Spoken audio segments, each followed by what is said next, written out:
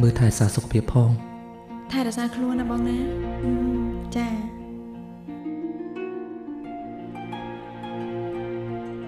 ชมเลียนะโซโน่บายบายสวัสดีตามเลยนะ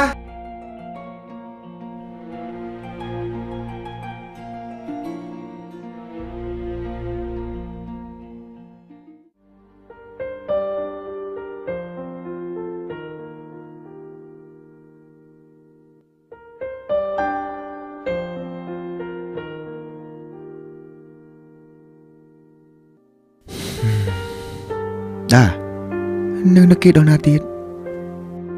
គេទៅដល់ភ្នំពេញហើយម្យ៉ាងវិញទៀតគេប្រហែលជាភ្លេចព្រៃភ្នំនេះផងក៏មិនដឹង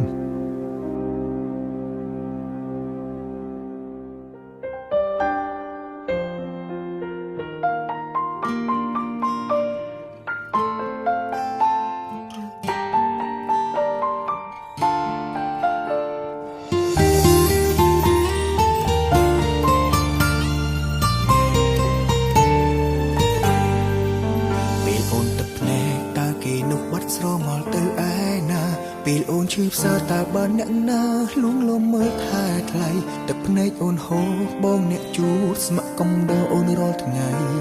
ស្រមៃសាងស្នេហ៍ភក្តីពេលអូនជប់យំគេមកសុំស្និទ្ធស្នាលអូនដូចគ្រាដើមគេចង់ចាប់ដើមសាងនិស្ស័យស្នេហ៍ថែអូនជាថ្មីទោះអូនមិនព្រមបងបារម្ភថ្ងៃមួយអាចប្រែចិត្តស្រី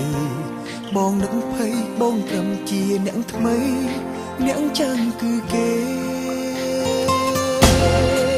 បើមិនស្រឡាញ់បងមិនបាច់ខ្វល់អំពូលចិត្តដល់ម្លឹងមិនប្រកាន់ខំដែលអូនស្និទ្ធស្នាលនឹងគេ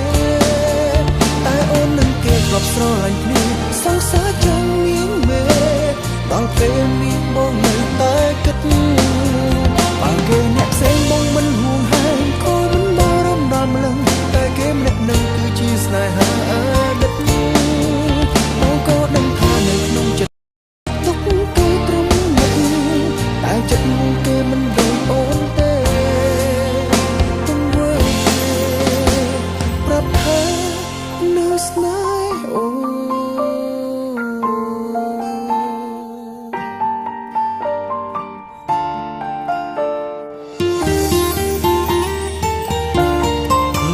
ខំមកខ្ញុំទៅអីទៀតនេះតា